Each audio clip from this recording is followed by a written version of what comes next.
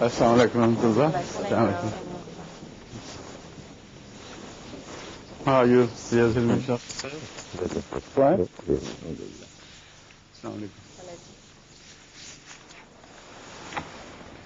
I understand that your daughter, was it your daughter who converted someone to Ahmadiyyat before she left Egypt? Yes. Huh? Yes. MashaAllah. Well done. She is a doctor. The convert is a doctor. Yes, and she is also, my daughter is a doctor also. I see. And did she make a study in depth before she decided? Did she make full study I and discussed this subject with her. And all the allegations raised against these have also been brought to her notice fully? She read many books. That's fine. Excellent. Alhamdulillah. So this is a proposed meeting with only Ahmadis from different Arab countries, including Al-Maghrib, North, right. So Sahib is first going to introduce the Yes, of course. Okay. بسم Inshallah. الله الرحمن الرحيم. هذا لقاء بين بعض الإخوة والأخوات العرب مع أمير المؤمنين إمام الجماعة الإسلامية الأحمدية العالمية. في هذا اللقاء سوف نتحدث عن بعض النقاط التي تقابلنا في جولاتنا في بلاد العرب وفي أوروبا. May I present Yes, please. Mr. Munir Awada and Mr. Obada Barbush, and this is my wife Ihsan Helmi, and this is my daughter Tahiyya Shafi and Mrs. Mahad Abbous. MashaAllah. Yes. We have some questions. We usually meet these questions in this meeting. Right. The first one, what are the functions of the Imam Mahdi, and could it be achieved by the activities of regular mullahs and religious Jamaat? Well, it's a very good question, a very pertinent question. Okay? This question should only be answered with reference to the prediction or prophecies of Hazrat Muhammad Mustafa sallallahu alaihi wasallam, because it was he who spoke of the institution of Mahdiyyat clearly under the title Imam Mahdi, Al-Imam Al-Mahdi, that a reformer would appear in the latter days under the title Al-Imam Al-Mahdi. So, of all the people on earth, he knows best what he meant and what the purpose of that Mahdi was. So, in relation to what I have studied in the Hadith, one thing is very clear, that the word Al-Imam Al-Mahdi itself is so explanatory that it does not require any other help, because if you delve deeper into the meaning of Mahdi, every question is solved satisfactorily. Al-Imam Al-Hadi he didn't say. He said Al-Imam Al-Mahdi, which means that after Hadi Kamil, as we say in Urdu, is the perfect Hadi, Hazrat Muhammad Mustafa sallallahu alaihi wasallam, there is no possibility of an independent Hadi to ever come. Because, as I understand things, Hazrat Muhammad Mustafa sallallahu alaihi wasallam, in relation to God, was Al-Mahdi, the most perfect Al-Mahdi that ever was born. In relation to the remaining Ummah till the end of the time, he remained as Al-Hadi, and no Hadi could be born after him, but only that which would receive instruction from him first and then pass it on to the people. And as such, Al-Mahdi has two relationships, in fact. One, in relation to God, he will also be guided by Allah in the teachings of Islam, not in new teachings. So whatever instruction he receives from Allah will be the instruction which Hazrat Muhammad Mustafa sallallahu alaihi wasallam was raised to provide to mankind. So either way you look at it, he happens to be Al-Mahdi. And the word Al indicates perfection. And also it defines a single person. And as such, there may be many Mahdis, but they are not Al-Mahdis or Al-Imam Al-Mahdi. So, and in other hadiths, we read among the functions of Hazrat al-Imam al-Mahdi that he would, there are so many things attributed to him. The major among them are those which he also shares with the office of al-Masih al-Ma'ud. Both are referred to as Hakam Adl. That is to say, they would come at a time when the Ummah would be divided in doctrines and in so many other ways in different planes, and there would be need for a divine reformer who, guided by Allah, would sit on the chair of justice and dispense all the cases of their mutual quarrels and disagreements on divine issues. So as such, the prime responsibility of the Mahdi, or the task of the Mahdi, would be to decide on the issues in which Muslims are split. With reference to the Quran, of course, they all believe in the Quran and would continue to believe in the Quran. Yet they would be split. With reference to the very Quran to which they hold. And with reference to the meanings of ahadith as well. So in brief, I think that answer should be sufficient for time being. السؤال كان عن وظائف الإمام المهدي، وهل يمكن أن يقوم بهذه الوظائف أحد من العلماء المعاصرين أو بعض العلماء أو الجام من العلماء أو الجماعات الدينية التي توجد على الساحة. وقد أجاب مولانا أمير المؤمنين عن هذا السؤال بقوله أن هذا الموضوع يرجع إلى أقوال المصطفى صلى الله عليه وسلم والأحاديث التي أخبرنا بها عن الإمام المهدي. لقد أعطاه اسما خاصا، قال الإمام المهدي، وال للتعريف تفيد التخصيص، أنه شخص معين واحد. أما عن كونه الإمام فذلك لأنه يؤتم به، وكونه المهدي لأنه يأخذ هدايته عن تعاليم الرسول صلى الله عليه وسلم وتوجيه الله سبحانه وتعالى. لم يوصف بأنه الهادي، لأن الهادي هو النبي صلى الله عليه وسلم وحده، وإلى آخر الزمن لن يكون هادي في هذه الأمة إلا المصطفى صلى الله عليه وسلم. أما هو فهو المهدي بوصفه تعلم على تعاليم النبي صلى الله عليه وسلم. وكونه المهدي معناه أنه على هداية، يعرف الحقيقة الدينية الإسلامية، وهو الذي يقدمها للناس. ووظيفته also he'll be guided directly by Allah, because Imam can be appointed only by God. So when he appoints somebody as Imam, he has also to guide him, but within the Quran and the tradition, not beyond it. Because Al-Mahdi cannot step out of the... وبوصفه الإمام المهدي يعني أنه يتلقى الهداية من الله تعالى مباشرة، ولكن في إطار الحدود التي جاء بها النبي صلى الله عليه وسلم، أي أنه لا يستطيع أن يتلقى هداية خارج هذه الحدود ولا أن يأتي بجديد. كما أن the second thing we read about him is being حكم عدل. كما أن وظيفته دائما تتعلق بوظيفة المسيح الموعود أيضا، فقد قيل عنهما سويا أنهما حكم عدل، وهذا يعني أنه يجلس في مجلس القضاء بين الخلافات التي تكون موجودة بين طوائف المسلمين، فهو حكم لأنه من عند الله سبحانه وتعالى، وهو عدل لأنه لا ينتمي إلى واحد من هذه الجماعات، ولكنه من تعاليم النبي صلى الله عليه وسلم وتوجيه الله تعالى، فهو عدل يستطيع أن يقرر ويحكم أين الصواب وأين الخطأ فيما يتعلق بالأديان. ومن ثم لا يمكن لجماعة أخرى أن تقوم بهذه الوظيفة التي يتولاها الله تعالى بهدايته للإمام المهدي. The second question is This from your wife? Yes. Wife.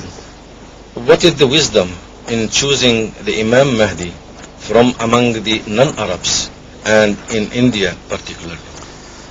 The wisdom is the same eternal wisdom which has been repeatedly discussed in the Holy Quran And the wisdom which also is specifically mentioned or pointed at in Surah Juma, where Surah Juma speaks of the second advent of Hazrat Muhammad Mustafa sallallahu alaihi wasallam. وآخرين منهم لما يلحقوا بهم وهو العزيز الحكيم ذلك فضل الله يؤتيه من يشاء والله ذو الفضل العظيم. So to receive guidance is no monopoly of any people or any nation or any countries. This has been the issue repeatedly raised during the advents of prophets earlier. And every time God rejected this demand from the people that the person which you raise, O God, should be from those people, that people and that people. God dispenses this question permanently by declaring, Ahum yaqsimuna rahmat rabbik. O Prophet of God, Muhammad sallallahu alaihi wasallam, the same objection is raised against you. Why from the Arabs? Why from Mecca, Medina, etc.? Ahum yaqsimuna rahmat rabbik. Will they distribute the rahmah of your Lord, Allah? So, ذَلِكَ فَضْلُ اللَّهِ يُؤْتِيهِ مَنْ يَشَاءُ is reference to the same fundamental principle, that whenever and from whomsoever God chooses to send His messenger, it is His prerogative and it is not from men to interfere or question Him. السؤال الثاني عن ما هي الحكمة في اختيار الإمام المهدي من بين غير العرب ومن الهند بالذات. أجاب سيدنا أمير المؤمنين عن هذا السؤال بأن الحكمة يقررها القرآن الكريم عندما تحدث عن بعثة النبي صلى الله عليه وسلم وقال هو الذي بعث في الأميين رسولا منهم، ثم قال وآخرين منهم لما يلحقوا بهم وهو العزيز الحكيم ذلك فضل الله يؤتيه من يشاء، أي أن هذا البعث هو فضل من الله لا يحق لأحد أن يقترحه على الله ولا أن يكون شيئا خاصا به هو، فالله تعالى هو الذي يختار من يراه مناسبا في أي زمن وفي أي مكان. وقد كان هذا الاعتراض أيضا ضد الرسول صلى الله عليه وسلم عندما كانوا يريدون أن يكون النبي المختار من بعض القبائل الأخرى أو من بين عظماء الناس في نظرهم، وقد رفض القرآن هذا المعنى وقال أهم يقسمون رحمة ربك، هل هذه الرحمة في يد الناس؟ لا، إن الله سبحانه وتعالى هذا حقه وحده وهو الذي يختار من يشاء. Another part of the same question should be answered in a different way, but it will in fact further satisfy the questioner, whoever it is. In the same surah Al-Jumu'ah which I referred to, Hazrat Muhammad Mustafa sallallahu alaihi wasallam was addressed by somebody present, and a question was addressed to him. He inquired about who are these people who have not yet met us, but they would come at a later date. So people started wondering about the akharina minhum. The answer given was such a paragon of wisdom. It covers all the possible questions. And also it resolves the question just raised by you as to who who represents the second advent or would represent the second advent. Ahmad sallallahu alaihi wasallam in answer to this question said, لو كان الإيمان عند الثريا لناله رجل من هؤلاء. And while he said هؤلاء, he put his hand on the shoulder of Salman al-Farisi, the only non-Arab present among them. Was it accidental? Or was it designed by Allah? Obviously, nothing that Hazrat Muhammad Mustafa sallallahu alaihi wasallam said or did was accidental. Ma yantiqu anil hawa in huwa illa wahyu yuha. So that hand which fell on the shoulder of Salman Rushdie was very significant. I'm Salman Farsi. That rottenness, corrupt name has been so often mentioned nowadays. God forgive me. Thank you very much for pointing out. Hazrat Salman al-Farsi. His name was chosen by Hazrat Muhammad Mustafa sallallahu alaihi wasallam just to indicate at this time my representative would be from non-Arabs, not from the Arabs. Because otherwise there were so many Arab shoulders present, but his hand fell only on the shoulder of a non-Arab. Min haulai indicates that he would not be from among his progeny, but from these people, from Ajam. And it's so fascinating to note that Hazrat Salman Farsi didn't leave any progeny at all anyway. So this is a very indicative hadith and must have been divinely guided. Right? ونجد إجابة أخرى على هذا السؤال في سورة الجمعة نفسها، فإنه عندما نزلت هذه السورة وقال وآخرين منهم لما يلحقوا بهم، سئل النبي صلى الله عليه وسلم من بعض الصحابة من هم هؤلاء الآخرين يا رسول الله؟ فأجاب إجابة رائعة تجيب على هذا السؤال من كل نواحيه.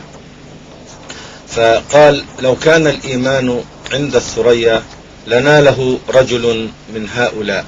وكان سيدنا سلمان الفارسي موجودا، فوضع النبي صلى الله عليه وسلم يده عليه وقال لو كان الإيمان بالثريا لناله رجل من هؤلاء. لم يقل من أبناء هذا الرجل أو من أبناء هؤلاء، وإنما قال من هؤلاء. وسيدنا سلمان الفارسي ليس من العرب، فكأن النبي صلى الله عليه وسلم يشير إلى أن الهداية في هؤلاء الآخرين لن تكون من أحد من العرب، وإنما من غير العرب وهم الأعاجم، سواء كانوا من الفرس أو الهند أو من أي بلد آخر، ولكن هذا الشرف سيكون لغير العرب. The second very important point relating to the same incident is that Hazrat Salman Farsi did not belong to the family of Hazrat Muhammad Mustafa sallallahu alaihi wasallam and was not Ahl Bayt. Yet in many other traditions you read that the future Imam would be from among the Ahl Bayt. So this is the only dilemma which we face. Now this hadith is from Bukhari. This is very clear. With reference to the Quranic verse, Bukhari Ashab Kitaballah very clearly indicates the future to be. But yet one must resolve these small issues as well. Why Hazrat Muhammad Mustafa sallallahu alaihi wasallam mentioned that elsewhere that the future Imam would be from among the Ahl Bayt? Now this issue was resolved by him at another occasion, and again this shows the divine hand in all this plan of things. At Jang-e-Ahzab, at the battle of Ahzab, when people were distributed according to their clans and families, the only person who was beckoned by Hazrat Muhammad Mustafa sallallahu alaihi wasallam and told to come forward and stand among the Ahl Bayt was Hazrat Salman Farsi. And the famous, the beautiful reward given to him at that moment was, award I should say, Salmano Minna Ahl al-Bayt. No doubt was left as to the issue of his being Ahl Bayt. So that means also that the future Imam would be from among the spiritual Ahl Bayt, not the blood Ahl Bayt. So all these issues are resolved. What a perfect prophet he was. يقول أمير المؤمنين أن هذا الحديث حديث صحيح في البخاري ولا شك في مدلوله بأن الإمام المهدي سيكون من غير العرب. وهناك أحاديث أخرى تقول أن الإمام المهدي سيكون من أهل البيت، وهذه تحتاج إلى توضيح. يقول حضرته أنه في معركة الأحزاب كان النبي صلى الله عليه وسلم يرتب الصحابة أو الجنود بحسب قبائلهم أو بحسب مواقعهم، واختار سيدنا سلمان الفارسي ليكون معه وفي كتيبة أهل البيت، وقال قولته المعروفة: سلمان منا أهل البيت. وبذلك تبين معنى أن سلمان من أهل البيت، وأن هذا الإمام المهدي الذي سيأتي سيكون من أهل البيت. This title was never given by Hazrat Muhammad Mustafa sallallahu alaihi wasallam to any other person outside his family. Although we believe there are spiritual arabat, but as a title this was never given by Hazrat. ولم يشرف النبي صلى الله عليه وسلم أحدا من خارج أهل البيت بهذا اللقب إلا لسيدنا سلمان الفارسي، وهذا يدل على عظمة النبي صلى الله عليه وسلم، وعلى أن يد الله يد الوحي تلعب دورها في هذا الموضوع، فكل كلمة ينطق بها النبي صلى الله عليه وسلم إن هي إلا وحي يوحى.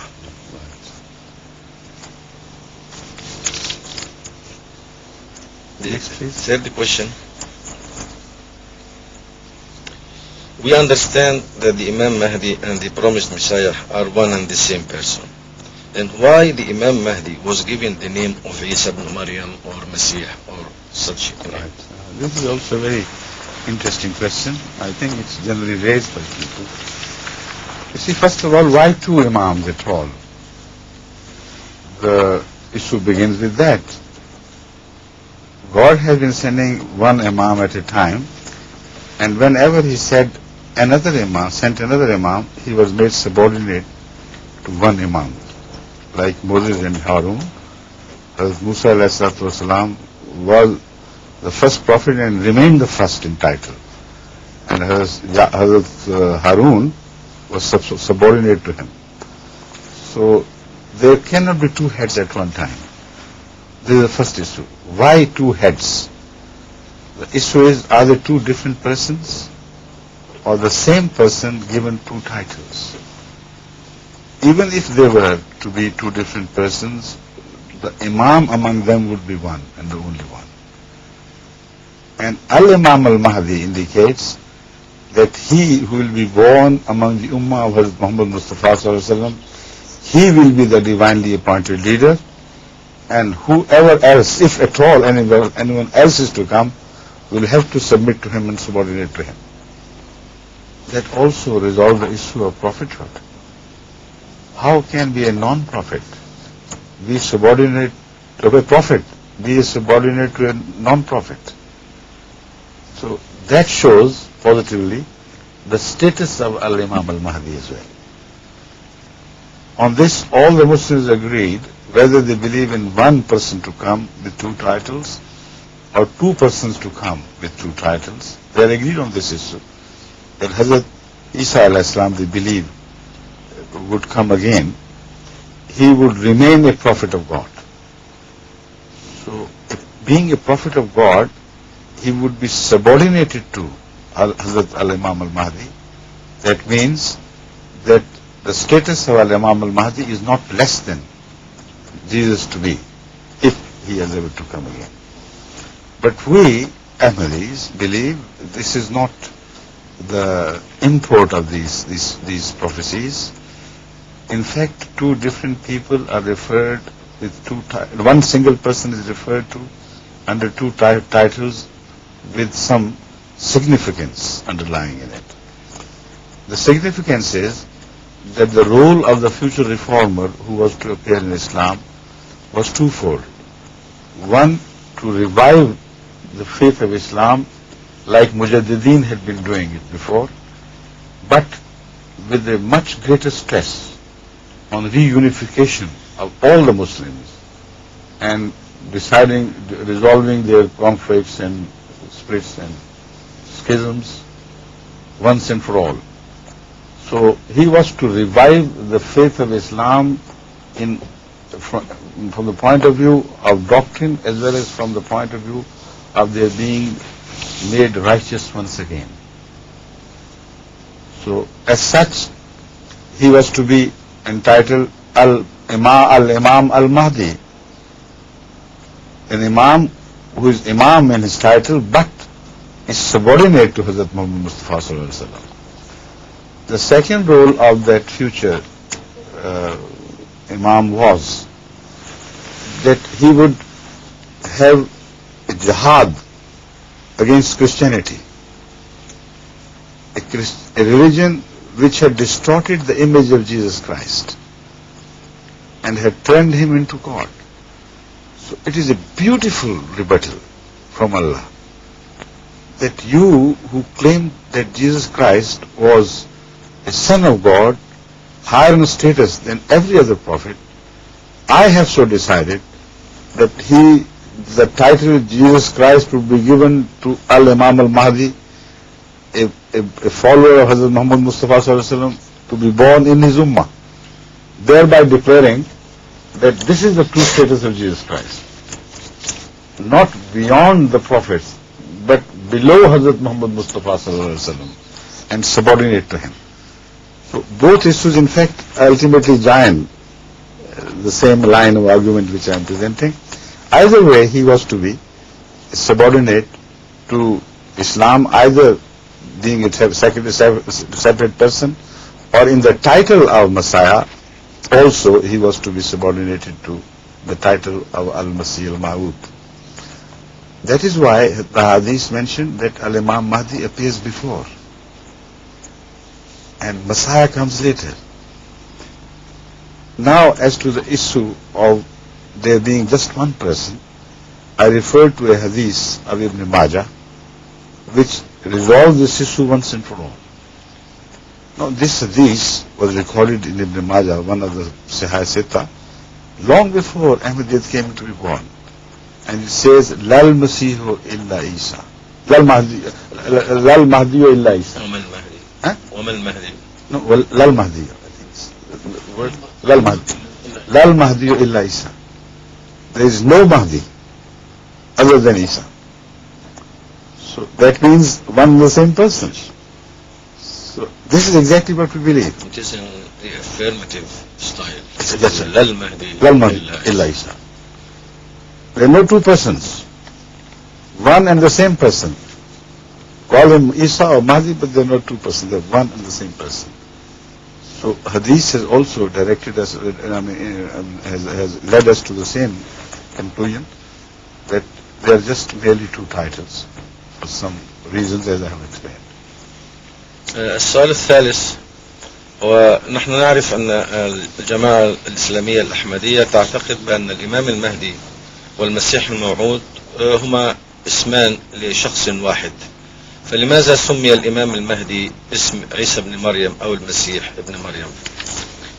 يقول أمير المؤمنين: نعم، أنهم شخص واحد، وقد أعطى النبي صلى الله عليه وسلم الإمام المهدي اسم المسيح لأن الدور الذي يقوم به الإمام المهدي هو يشبه الدور الذي يقوم به أو الذي قام به المسيح ابن مريم في أمته، فدوره فيما يتعلق بالإسلام هو إحياء الإسلام، مثله في ذلك كمثل المجددين، ولكن مع تركيز شديد على توحيد الأمة الإسلامية خلف إمام واحد فيما يتعلق بالتعاليم وفيما يتعلق بالتربية الأخلاقية وتحويلهم إلى أمة صالحة تقية، ولذلك سمي الإمام المهدي. And this, excuse me, no mujaddid other than Al-Imam al-Mahdi has been entitled Al-Imam by Hazrat Muhammad Mustafa Sallallahu Alaihi Wasallam. Never in any hadith of Tajdeed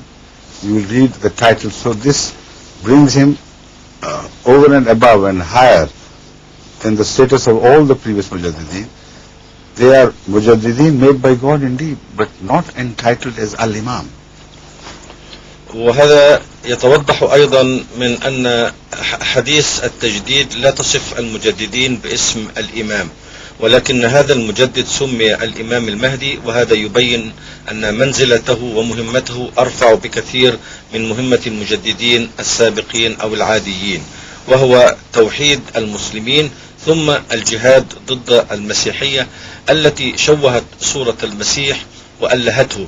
فالله سبحانه وتعالى لما رأى هذا الإنسان الذي أرسله عبدا ونبيا يتحول إلى إله أعلى مرتبة من كل الأنبياء، اختار الله سبحانه وتعالى أن يكون أحد أتباع النبي صلى الله عليه وسلم وخادما لشريعته يحمل نفس الاسم الذي يحمله هذا الإله الذي ألهه النصارى، فأطلق عليه اسم المسيح ابن مريم.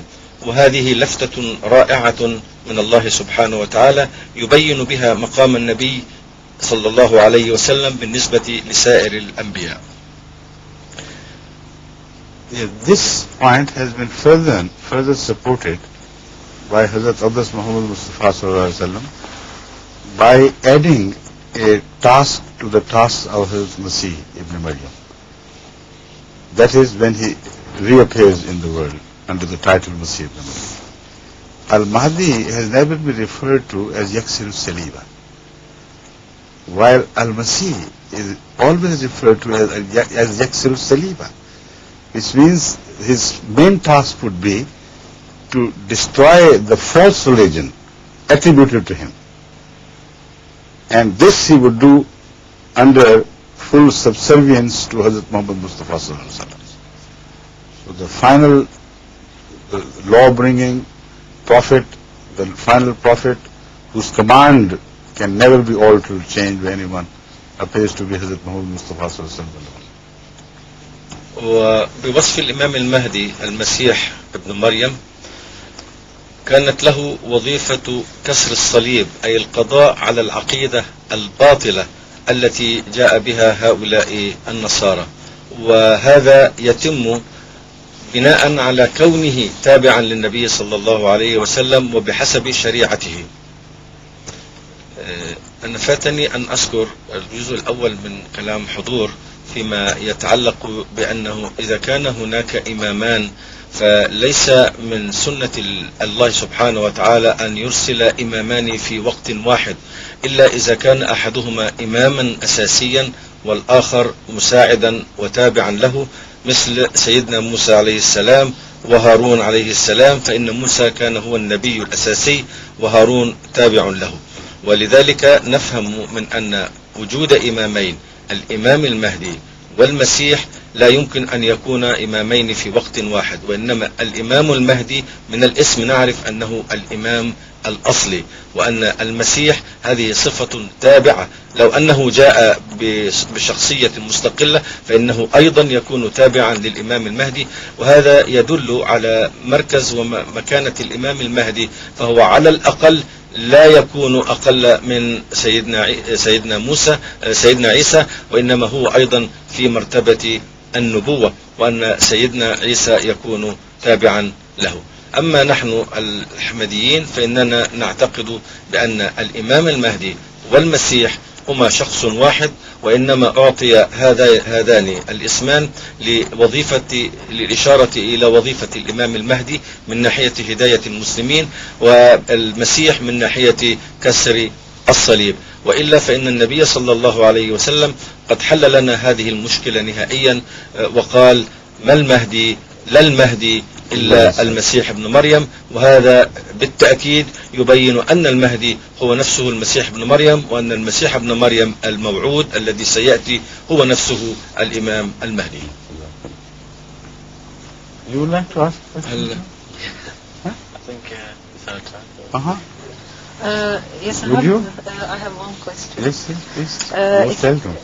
It's about the Shia's belief that the Holy Prophet ﷺ, before he died, he appointed Hadrat Ali as his successor. And I just wanted to ask about the teachings of Islam regarding the appointment of the Caliph. You see, this issue has been resolved already by Hazrat Ali, no less a person than Hazrat Ali himself. Did he not know that he was appointed as Caliph without break after Hazrat Muhammad Mustafa? If he did not know, how could the Shias today know it? And if he knew, why did he give his hand in bay'ah to Hazrat Abu Bakr Siddiq? If he knew and then did it, then he was no longer worthy of being the Imam. And it is against the very character of Hazrat Ali radiallahu ta'ala anhu to behave like that. You know, he was the bravest man under Hazrat Muhammad Mustafa sallallahu alaihi wasallam who fought the battles for Islam. It is said, reported very rightly so, that the most danger point, the greatest point of danger in any battle during the time of Hazrat Muhammad Rasulullah was where Hazrat Muhammad Mustafa himself was. And next to that, where Hazrat Ali was. Such a brave man who did not care, as they say, a fig for his life. How could he become so callous regarding regarding guarding of his status given to him by the Holy Prophet himself under divine guidance from Allah? It's impossible, you know. Whatever it was, we don't know. We don't go into the detail of who concocted this hadith and what the meaning was, etc. It's irrelevant. The relevant fact, which is not disputed, is that Hazrat Ali, under whatever conditions she has believed, gave his hand to Hazrat Abu Bakr Siddiq and thereby professed himself that he is the caliph, not me. السؤال عن عقيدة الشيعة في أن النبي صلى الله عليه وسلم وصى أو عين سيدنا علي خليفة له من بعده. يقول أمير المؤمنين أن الذي يجيب على هذا السؤال هو سيدنا علي نفسه. فهل كان يعلم أن النبي صلى الله عليه وسلم قد عينه خليفة أم لم يكن يعلم؟ إذا لم يكن يعلم فكيف علم الشيعة بهذا الموضوع؟ هل هم يعلمون أكثر من سيدنا علي؟ وإذا كان يعلم فهذا يخالف العقل ويخالف الواقع، لأن سيدنا علي كان معروفا بأنه من أشجع المؤمنين المسلمين، كان يحمل روحه على يده في كل مكان، كان لا يخاف شيئا. فكيف يقبل أن يضحي بهذا الواجب وبوصية النبي صلى الله عليه وسلم ويبايع سيدنا أبو بكر ويضع يده في يده؟ إنه بمجرد أن وضع يده في يد سيدنا أبو بكر فقد اعترف بنفسه أن الخلافة هي حق لسيدنا أبو بكر وأنها ليست له هو. فهذا هو الجواب على هذا السؤال. مهما كانت آراء الشيعة في هذا الموضوع فقد أجاب سيدنا علي عليه وحسم الأمر. You see, the situation which develops from this is much worse than people can visualize from what I have said. If there is another part to the story, if Hazrat Ali radiallahu ta'ala anhu was destined to be the caliph immediately after Hazrat Muhammad Mustafa sallallahu alaihi wasallam, and as such he was willed to be the prophet, the caliph, then what would be the position of Hazrat Abu Bakr? If it is true, then the Shia's claim could be considered to have some validity, that Hazrat Abu Bakr appears to be chief of munafiqeen, na'udzubillah min zalik, chief of hypocrites. This is what they say. Now, Hazrat Ali is not giving his hand to a pious man according to them. Hazrat Ali, imagine, is giving his hand of submission in the name of Allah, repeating the words of Bay'ah, with which people accepted the Bay'ah, gave their hand in Bay'ah to Hazrat Muhammad Rasulullah, to, according to the Shias, to the chief of the hypocrites. Impossible, unbelievable. ثم إن الشيعة يرون أن سيدنا أبو بكر ومن حوله قد اغتصبوا الخلافة من سيدنا علي، وهذا معناه أنهم ليسوا قوم من الأمناء بل هم منافقون، ويكون سيدنا أبو بكر والعياذ بالله هو شيخ المنافقين، وهم يقولون ذلك، بعضهم يقول ذلك، ولكن هم نسوا أن سيدنا علي رضي الله تعالى عنه وضع يده في يد سيدنا أبو بكر بسم الله وفي سبيل الإسلام، ولا يمكن لمثل سيدنا علي أن يبايع منافقا. إنهم يهينون سيدنا علي في نفس الوقت الذي يهينون فيه سيدنا أبو بكر. My question is, what is the difference between Nabiullah and Rasulullah? The Holy Quran speaks of the two terms, in fact, applicable to the same people. As far as the applicability of those titles are concerned, there is no difference. And it can be proved beyond a shadow of doubt from the usage of the Quran, and I will speak to that later on. Hazrat Muhammad Mustafa sallallahu alaihi wasallam is declared to be Khatamun Nabiyyin, not Khatam al-Rusul. If Rusul are some other people and Nabiyyin are some other people, then Hazrat Muhammad Mustafa sallallahu alaihi wasallam is Khatam only of Nabiyyin and not of Ar-Rusul. So it's impossible. So they have to be the same people. And another place, the Holy Quran tells us that Hazrat Muhammad Amana Rasul bima unzila ilayhi min rabbih wal mu'minun kullun amana billahi wa kutub malaikatihi wa kutubihi wa rusulihi. And no nabiyyin are mentioned here. So that means the terms may be different from their significance from some point of view, but they are not different as far as their applicability to human beings is concerned. And the difference there is obviously that of attitude or vantage point. A Nabi is the one who carries a news from God which earlier, before that, belonged to the realm of the unknown. Amur-e Ghaib. That which was unknown is brought to the realm of the known from God through a prophet. As such, he is called a Nabi. And he brings a message, not necessarily a new message, because all the prophets after Hazrat Muhammad, Hazrat Musa, who did not bring a new prophet, were also called Rasul, like Jesus Christ himself. He didn't bring a new prophet. Mal Masihu ibn Maryam illa Rasul, not illa Nabi. So this means that the message they bring sometimes is the same message as was brought by a law-bringing prophet, but with greater emphasis on this and that. So practically, these terms are the same as far as the applicability is concerned, and different as far as the angle of understanding these terms is concerned. السؤال هو ما الفرق بين النبي والرسول؟ نقول نبي الله ورسول الله. يقول أمير المؤمنين أنه ليس هناك فرق فيما يتعلق بالبشر، أي أن النبي رسول والرسول نبي إذا كان من البشر. فمثلا هناك آية خاتم النبيين ما محمد رسول ليس هذا رسول الله، نعم رسول الله ما كان محمد أبا أحد من رجالكم ولكن رسول الله وخاتم النبيين.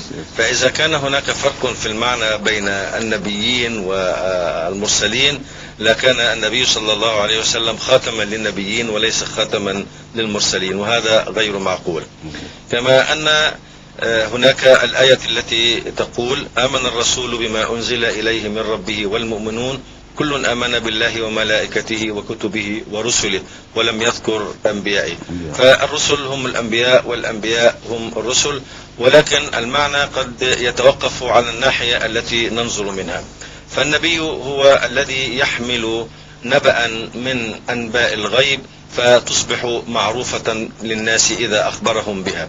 أما الرسول فهو الذي يأتي برسالة من عند الله بناء على أخبار غيبية سابقة.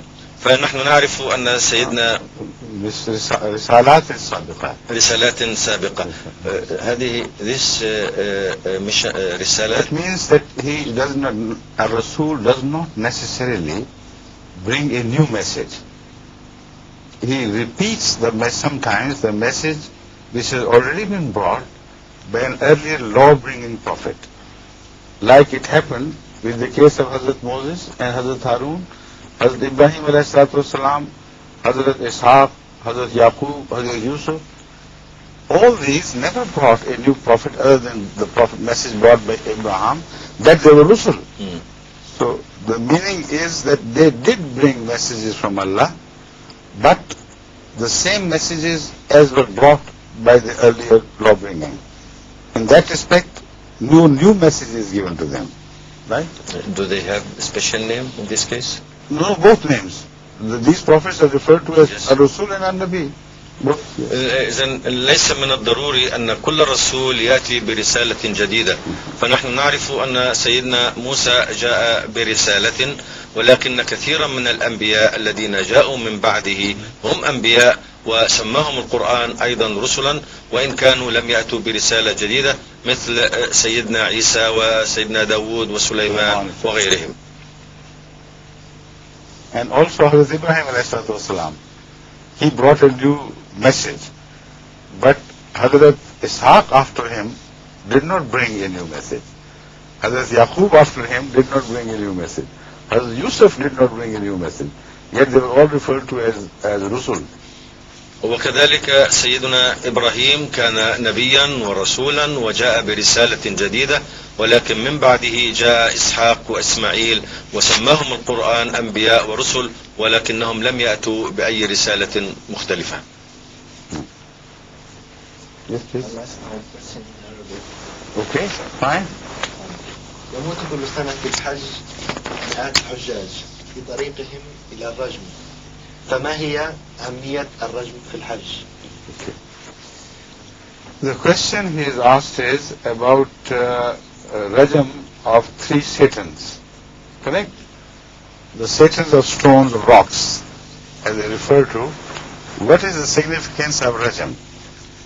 I believe it is just a symbol and a reminder to the Haji, the one who performs al Hajj, that by doing the Hajj he has killed his Satan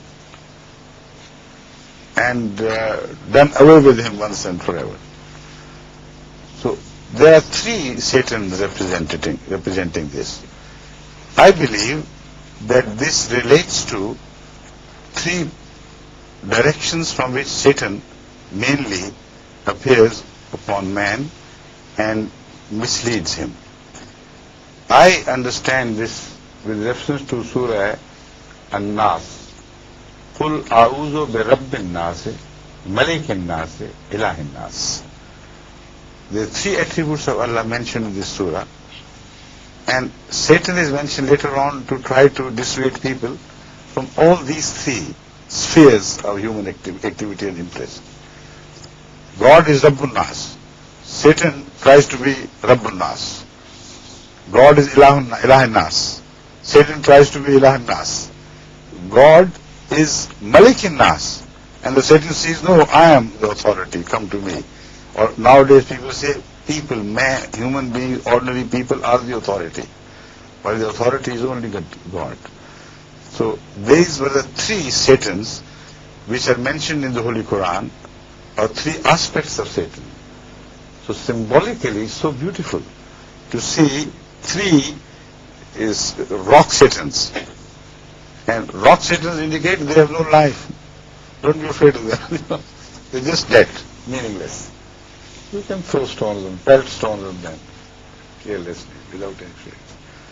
So it is a reminder to man that from now on they have not to fear any Satan in any form, and not to obey any Satan in any form. السؤال هو عن رمي الجمرات في موسم الحج، وقال السائل أن كثيرا من الناس يموتون في الزحام عند رمي هذه الجمرات، فهل هذه الجمرات مهمة، وما هو مغزى رمي الجمرات؟ يقول أمير المؤمنين أن رمي الجمرات هذه قام بها سيدنا إبراهيم عندما كانت مثلا أو رمزا لقضائه على شيطانه، بحيث لم يكن للشيطان تأثير على سيدنا إبراهيم، فرمي الجمرات رمز لذلك. والمسلمون يقومون بهذا في موسم الحج، فيرمون في 3 مواضع. يقول أمير المؤمنين أن هو فهم أن هذه ال3 مواضع من سورة الناس. المغزى من سورة الناس عندما تقول قل أعوذ برب الناس ملك الناس إله الناس، فالله سبحانه وتعالى له صفات 3: الربوبية والملك والمالكية والألوهية، والشيطان يأتي للناس ليحاول إفساد هذه الصفات والمعاني في نفوس الناس. يريد الشيطان أن يكون هو رب الناس أو ملك الناس أو إله الناس. فالحاج بعد أن يؤدي فرائض الحج ويقوم برمي الجمرات كأنه يقول إنني قد قتلت الشيطان في كل هذه الاتجاهات ولا يستطيع أن يؤثر علي بأي ناحية من هذه النواحي. But he mentioned that many people are killed during this. Many people are killed not only during Ramaz, but they are killed during other functions of the Hajj as well. Their death is caused by mismanagement, not by the function they perform. The function itself is not dangerous. It's only a question of better management, and management is being improved. So despite our differences on some doctrines with Saudians, I fully give them full marks for their best attempts to continue to improve the management of Hajj, and with the grace of Allah they are doing it. But accidents do take place, and the management is not to be blamed because they always intend with the best powers available to them to improve the quality of management of Hajj. So inshallah, with the process of time, it will become better and better, and you won't hear of other people dying during the process of Rami Ajmal. يقول أمير المؤمنين فيما يتعلق بموت الناس عند رمي الجمرات، هذا لا يحدث فقط عند رمي الجمرات، وإنما هذا يحدث في كثير من الأماكن التي يفد إليها الناس ويكون العدد كبير. هذا ليس خطأ الإدارة التي تدير العملية هناك، وإنما هذا خطأ في سوء النظام من الناس.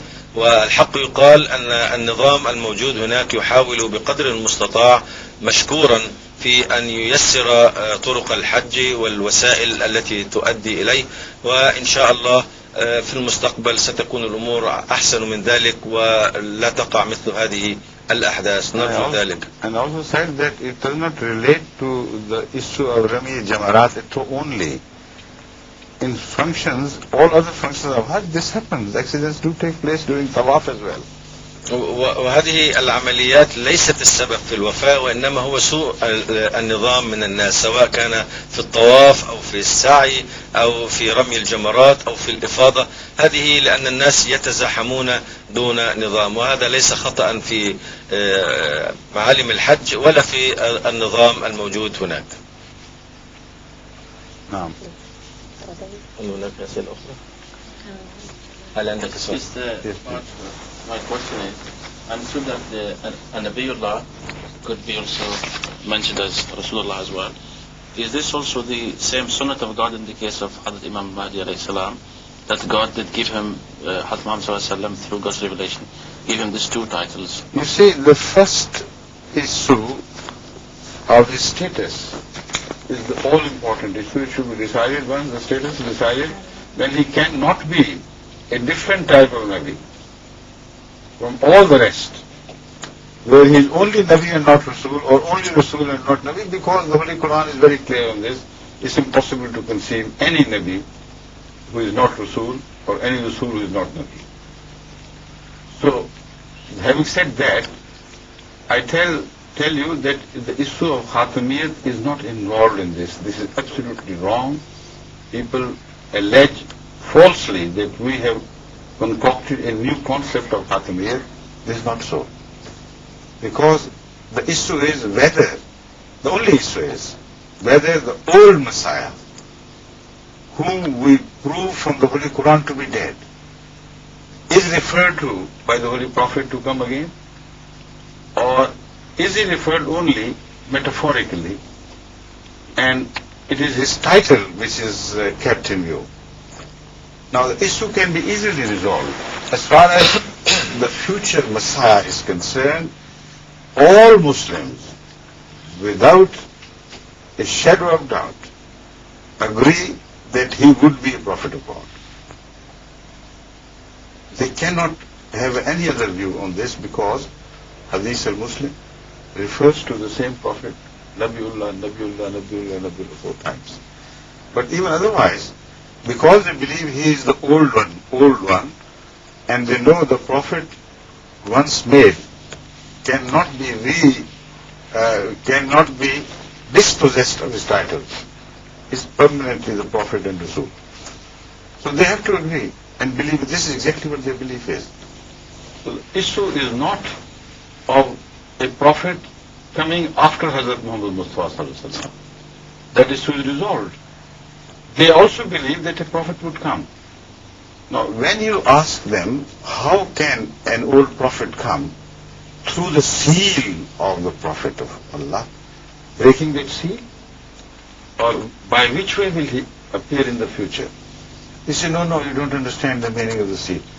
It will be, the seal will remain unbroken, because when he comes, he will become a Muslim. And he will become a perfect obedient servant of Hazrat Muhammad Mustafa Sallallahu Alaihi Wasallam. As such, his being a prophet has no contradiction to the concept of Khatamiyat. This is exactly our view. The issue of old and new is irrelevant.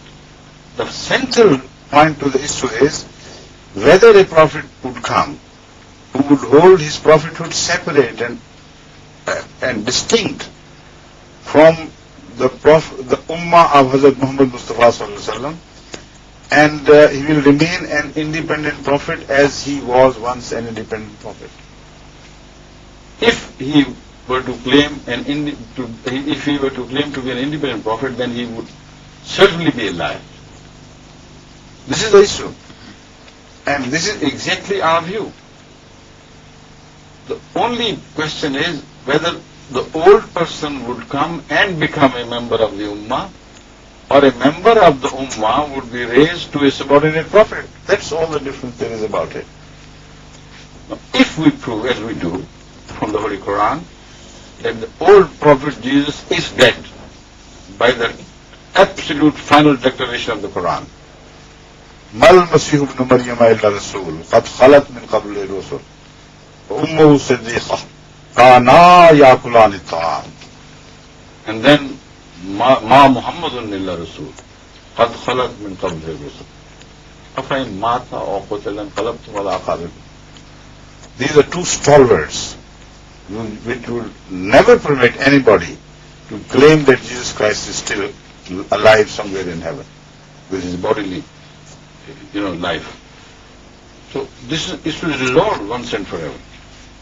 So then why Hazrat Muhammad Mustafa Sallallahu Alaihi Wasallam continues to refer to him as Isa Masih ibn Maryam?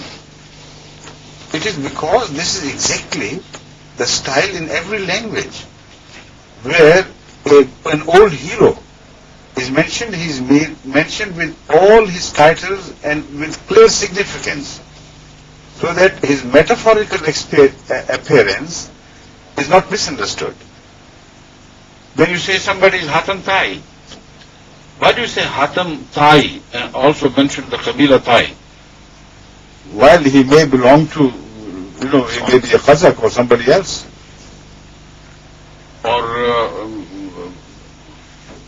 like you are.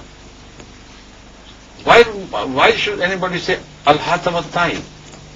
Because it is the perfect complement to such a person, and similarity becomes almost complete. You don't say like Hatam Tai. Somebody is called a Rustam. Well, Rustam is a personal name of a great warrior at the time of the battles with Islam during the period of Hazrat Umar. So this is a metaphorical issue. Hazrat Muhammad Mustafa Sallallahu Alaihi Wasallam pointed out that a prophet would be born from among the Ummah who will hold the title of Masih ibn Maryam like Isa ibn Maryam before, but his similarity would be so close to him that as if his name can be given to him as a title. This is the message.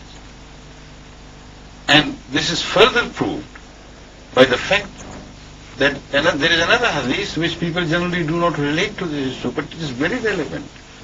Hazrat Sallallahu Alaihi Wasallam also prophesied that an unfortunate time would come in the Ummah when this Ummah, so-called my Ummah, would be so similar to the Jews as if one shoe of the pair is similar to the other of the same pair. Unbelievable. Now, which Jews? Not of the time of Moses, who believed in him, but the Jews of the time of Jesus Christ. So if this is the name of the disease, then the recipe for cure should be exactly the same. And that is the meaning of Masih ibn Maryam, or Isa ibn Masih ibn Maryam. As far as Al-Imam al-Mahdi is concerned,